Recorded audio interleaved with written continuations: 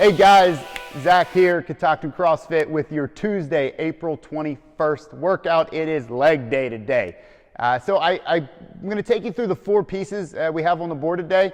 And I'm going to start with the rump warm-up, I'm calling it, okay, to really heat up the backside, get the glutes and hams firing correctly before we tackle our squat. So to start, we're going to look at 3 rounds of work. Okay, this is done for quality. There's not necessarily supposed to be a rush behind it. And we'll begin with 8 to 12 repetitions of a single leg RDL, 4 to 8 repetitions of a hip thrust or glute bridge with a 5-second pause at the top. And then again, 8 to 12 repetitions of a single leg RDL.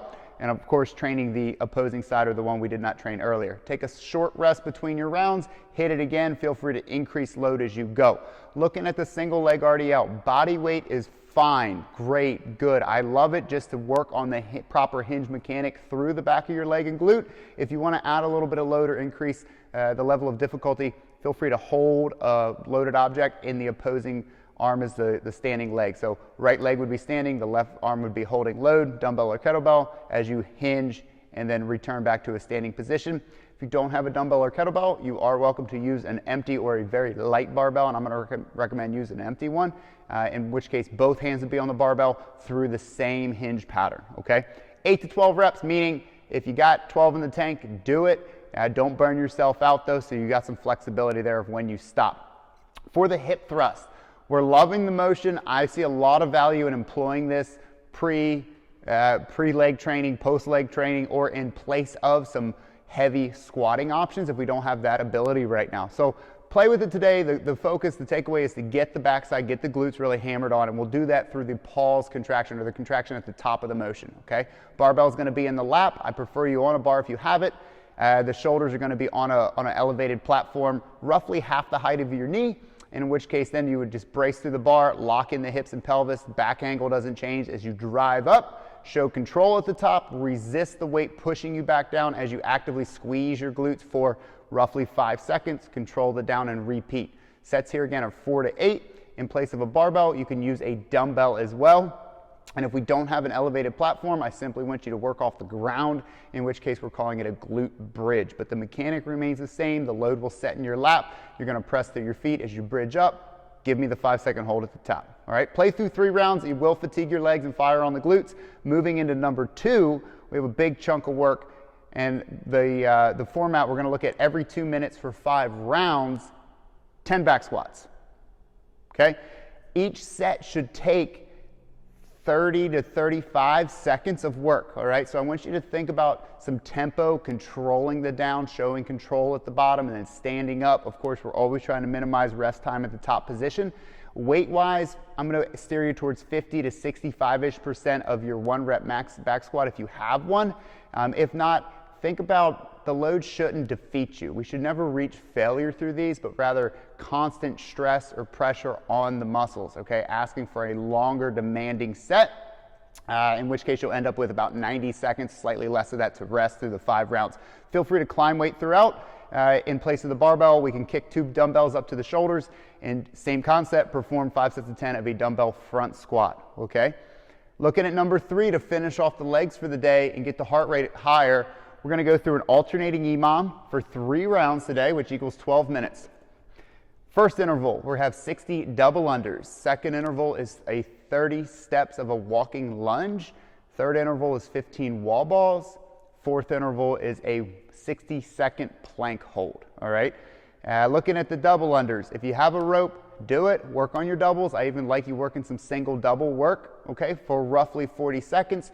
You can take that to any jumping style cardio. Jumping jacks, I love. Plate jumps, tuck jumps work as well. If you have a bike or rower and you want to sub that in, feel free. For the walking lunge, literally just your body weight, okay? Take steps across your house or in your garage. If you don't have the room, feel free to stay in place and simply alternate legs through your steps today, but 30 reps. Wall balls, bigger set for 15. Find a target, find a weight that you can do unbroken that's still challenging. And if you have a ball, of course, I want you to throw it. If not, our beloved sub has been the single dumbbell squat to press, holding 1 dumbbell. You can also sub this to an empty bar thruster, but very interested in the squatting pattern, okay, for 15 repetitions. Plank hold. I understand it's a full minute and we're in an EMOM. It will take you the whole minute. As soon as the clock beeps at you, you're back on your feet looking for your jump rope or your beginning cardio move to get right back into it, okay? So it is meant to snowball you a little bit in that respect. It's only 3 rounds of work. You guys can do it. Last piece for the day, the Olympic lifting. We're going to focus around a snatch for my folks with a barbell. If you guys have a barbell, I want you to begin with 5 sets of 2 tempo overhead squats. We're interested in a 3 count down, a 3 count hold in the bottle, stand and regroup, and then repeat, all right? It's just 2 repetitions, so please increase load as you go, but focus more on the accurate squatting motion, staying locked out, and showing control in the bottom and through the descent. It's a great drill to work on positions as you go through the squatting motion and learn it, or your body learns the overhead squatting motion. You'll be nice and warmed up following that. Then we'll go into an actual snatch piece. The format is every 40 seconds for 10 rounds of work. And we're going to look at a hang panda pull into a hang snatch, pausing in the catch. Load to mid-thigh or above the knee. Once you find hip contact, instead of finishing just in a high pull, at the peak of it, we're going to pull down on the bar, rebending the knees. All right, and it'll teach your body to start to pull against the weight as if you're going all the way under it. Okay, it should almost feel effortless or very light, floaty at the top. And then on the second movement, of course, we'll return to the hang. When you hit this time, jump, leave the ground, and pull all the way under the bar, receiving in a full squat. Pause, show control. I got the weight, looks good, feels good. Stand on out of it, okay? This should give you a lot of confidence on your speed and height of the bar, working on, again, accurate pulls underneath, okay? Have fun with this. Work between 50 and 70%. You can make small jumps of weight, but focus more on learning that pull down on the barbell today, okay? Go have fun with it, guys. I'll catch you tomorrow. Enjoy.